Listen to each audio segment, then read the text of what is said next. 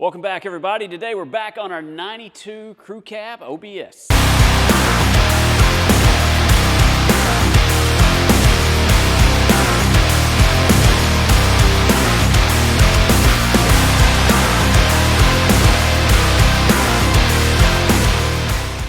All right, so we're back on our 92 Crew Cab OBS truck. This truck was built roughly 20 years ago. It was a cover truck on Trucking Magazine. I've been able to find a little bit of history on this thing. So overall, back then, a pretty cool truck. So what we're doing with this truck now, if you haven't watched any of the past videos, is we're kind of straightening everything out. We're putting our own spin on it. We're rebuilding some of the suspension. We're redoing some of the chrome work.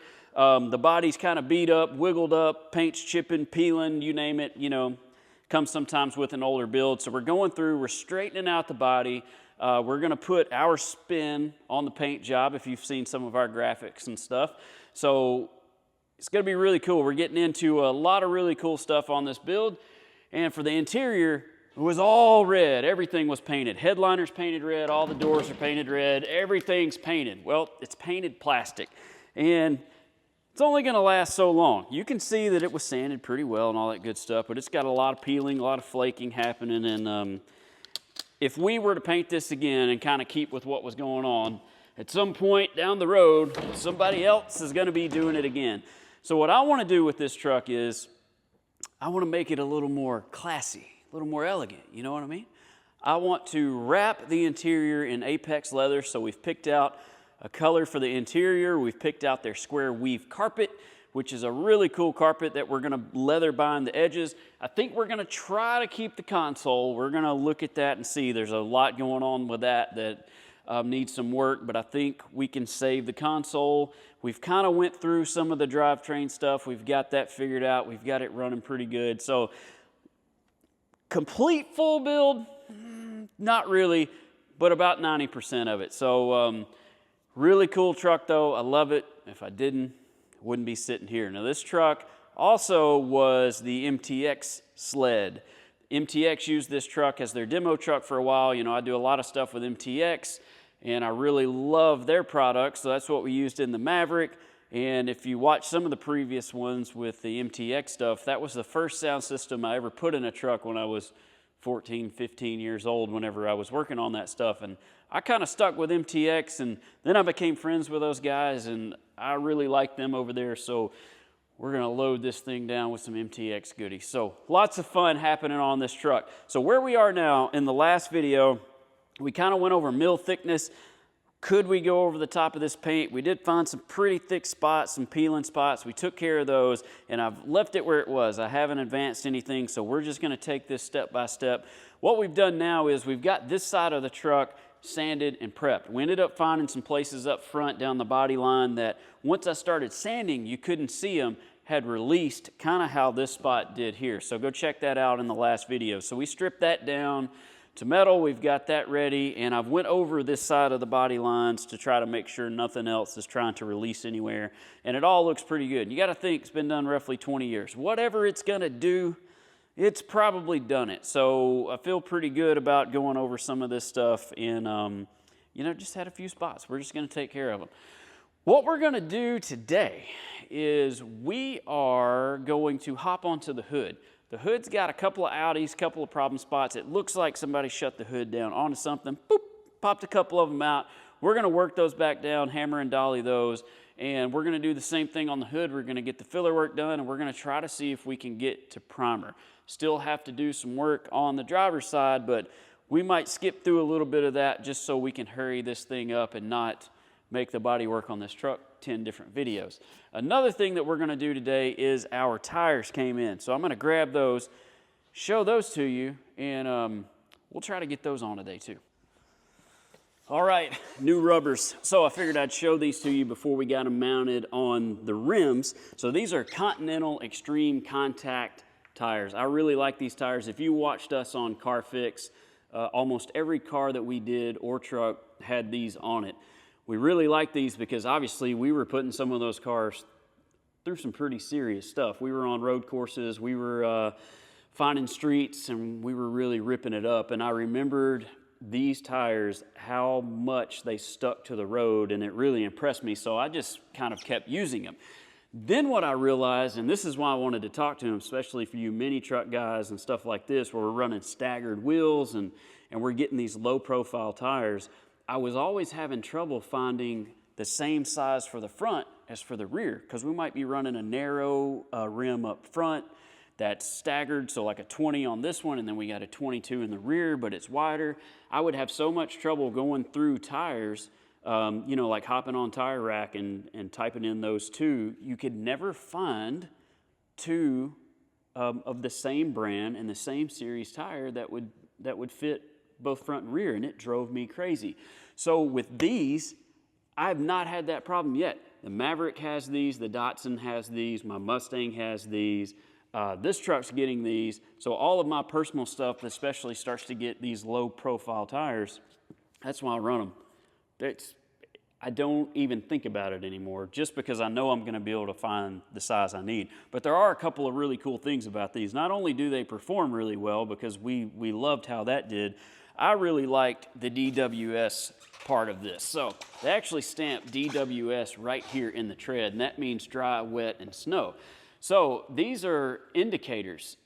If you are driving on these and let's say this S wears away, that means it's not safe to drive in the snow anymore. Then if it goes to the W and the W wears away, it's not safe to drive in the wet anymore. And same thing for the D. So I think that's really cool because they put that in there. You can actually keep a check on your tire by just peeking your head in there and looking at it, and then you know how safe that tire is on your car. Because let's face it, we're driving around kids, we're doing all that stuff. We want to have safe tires on there, and you know, sometimes you look at them and you're like, hey, they look pretty good. This actually has an indicator to tell you that, and I always thought that was really cool. But if you'll give me like 0.2 seconds, I'm going to get these mounted. Told you. So I got these ripped off, got them taken down. The Continentals are on there. We're not going to put them back on just yet. Since we've got them off, we're going to go ahead and polish them. We're going to do the insides, the outsides. We're going to get all that taken care of before we throw them back on there. Also, that bend on the front rim, I went ahead and I worked that all out before I sent it down there to get the tires put on. And there's something else I noticed. I want to get to the hood and stuff. We're also trying to work on the other OBS in this video, but when I got that front wheel off, I noticed something, and I think maybe we should address that.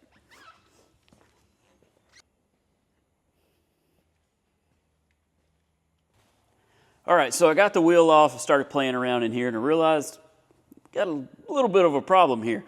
So when we had it on the lift, we were kind of going over it, inspecting everything. I reached my hand up. You couldn't really see anything, but on the upper control arm, I reached my hand up here, and I could tell that the bushings felt a little dry and all that.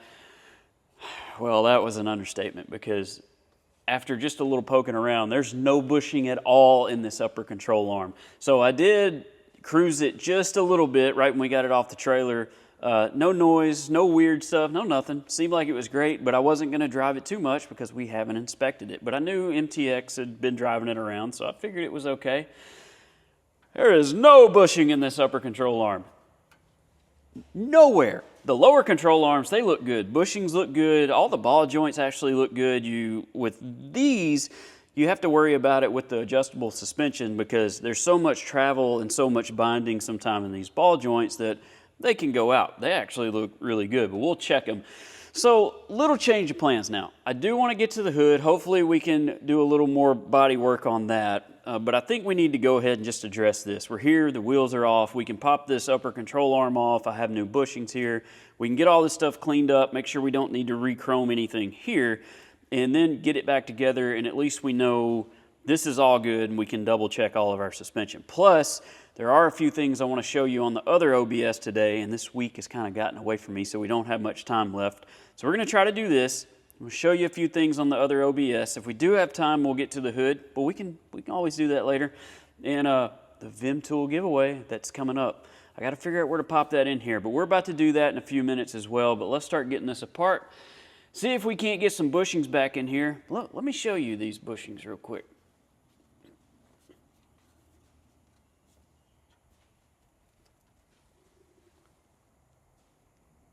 Yep, that's the bushings.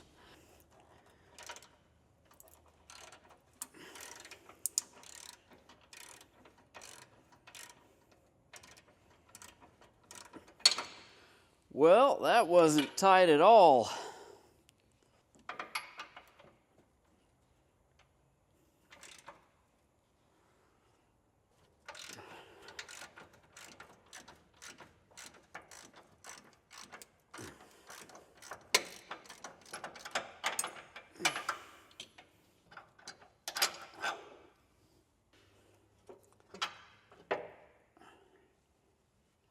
Well, there's what we have left of a bushing. So we keep a pretty good stock of bushings, so I figured we'd have a bushing for this control arm here. So I haven't disassembled everything yet. I went out there and I looked through our stock, and it looks like that we don't have one, unfortunately. So that kind of puts a damper on what we were doing too. But before we get any further on anything else, I'm going to show you how to measure for one of these, because it means we've got to get one ordered. So if you run into a situation where you've got a tubular control arm, so you can't specify it to the vehicle just to go to the parts store and get one, and your bushing's probably dry rotted like ours, so you have nothing to measure off of, all we have is a sleeve, it's pretty simple what you can do. So typically we want to do this with a caliper. We'll make sure we've got it zeroed out. So the first thing I'm going to do is just pull a measurement on the length of the tube. We're getting around 1.62 to 1.63, so that's going to be 1 5/8 on that. So next we want to measure the inside of the tube. We're getting just right under 1.5, so we'll call that 1.5. Now luckily, since we still have our sleeve, we can measure our sleeve. If you don't have the sleeve, you can measure your bolt, and if you know your bolt size, you can take the length of the tube, the inside diameter of the tube, the bolt size. There's a ton of websites out there that sell bushings. They have a lot of charts you can go down, and basically you're just going to piece together all of your measurements. Since we have the sleeve, we can also measure this sleeve and we can get our distance, and that's going to tell us what bushing we want to get. Because one thing that if you don't have your sleeve is you have to remember that the bushings have a little bit of a shoulder on them. So you have to take into account roughly about an 1/8 inch, give or take-ish, on each side of the bushing. But if you do end up getting one that's a little too long, not the end of the world, better to be long than short, because you can shave a little bit off the inside of the bushing. You can also shave a little bit off of this. But I'd say the most two critical measurements are going to be the length and the inside diameter of this. If you do have your sleeve, you should be able to get exactly what you need. So what I need to do now is enter all that in, order us some bushings. Hopefully we can get some here in a couple of days. So we might have to stop on this part right here. We'll wait to break all the rest of this down and put it back together. I think what we're going to do is hop over to the other OBS now, work on the dash a little bit, see if we can template out those doors, and maybe if we get time we can hop back over and do a little more body work. But the week's kind of gotten away from me. I'm at the end of the week and I need to start editing. So I think what we're going to do now though is we're going to give away some tools. I know that's what you guys have been waiting on. We had a ton of entries. We really appreciate that, and we can't wait to give you these 2 socket sets from VIM Tools. If you don't know VIM Tools, definitely check them out. We use them around the shop. We love them. Super durable tools, and they have a lot of specialty tools. So that was how we kind of got involved with VIM Tools, was finding some of their tools we could use that nobody else really had. So it's definitely worth checking those guys out. So what we're going to do is we're going to enter all these names into a wheel. We're going to click the button. We're going to let this thing spin around and randomly pick a name. And then hopefully it's you. You're going to win a couple of tools. So let's go do it. Well, it's that time. All we got to do is hit this button. We're going to watch the wheel spin. We're going to get a lucky winner that we're going to ship some new tools to. So 2 socket sets from VIM Tools, a 1/4 inch drive master set and a 3/8 drive master set. Actually got one sitting right here because we've been over here working on the OBS. And everything you need in this kit, including the foam trays, so they're going to slide right in your toolbox and be completely ready to go. And I promise you, you're going to love them. So all we got to do is hit the button. You ready? All right, here we go.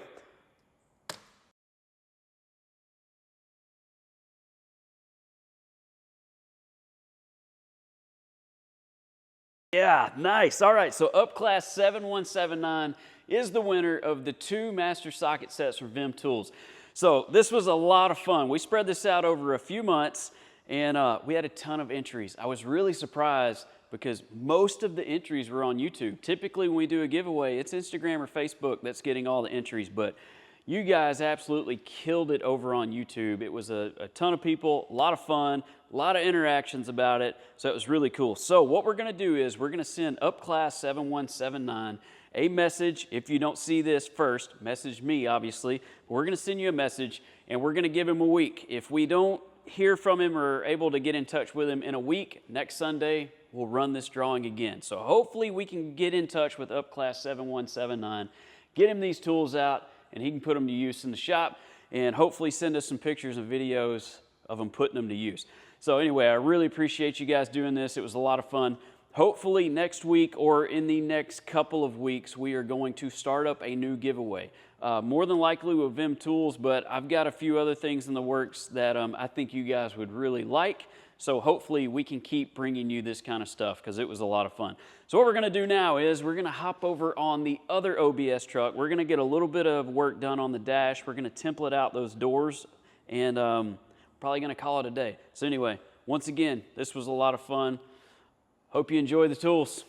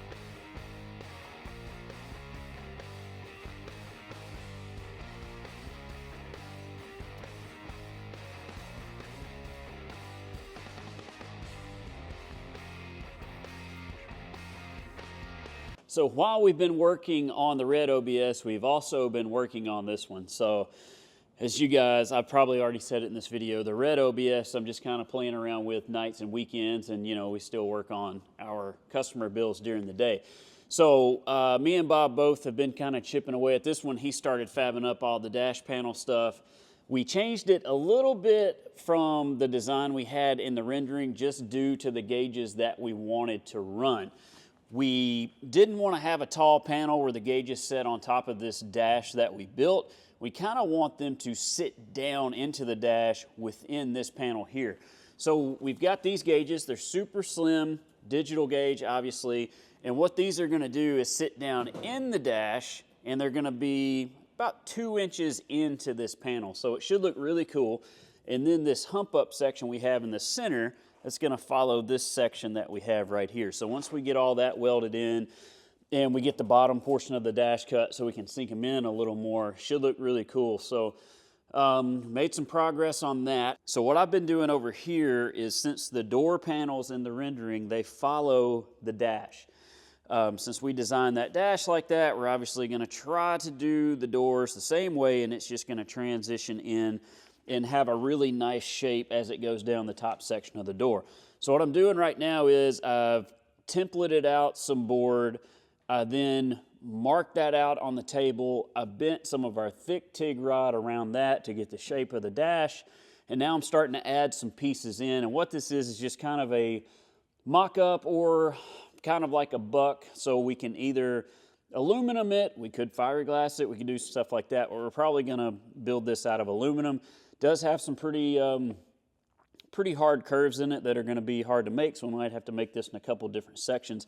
But we're gonna get it all pulled out. There's many ways we can make this. Like I said, fiberglass, we could do it out of foam, we could PVC board probably, or we could build it out of aluminum. So I've ordered some aluminum sheets since we just ran out, and those should be here tomorrow. Well, that's it for today. Thank you guys for watching. We appreciate all the support, all the nice comments, and that giveaway was a blast. So thank you guys for entering that. Congrats to Upclass7179 for that win. So as soon as this video drops, we're gonna send him a message and see if we can get in touch with him and get some tools his way. So the next time we're back, we're gonna be back on the OBS. We're gonna work out the dents in the hood. We're gonna try to finish up some of this body work, get those bushings in. We've got those ordered, and I'm hoping we get to the point of priming and painting this thing. I'm excited about that. But until next time, see you guys.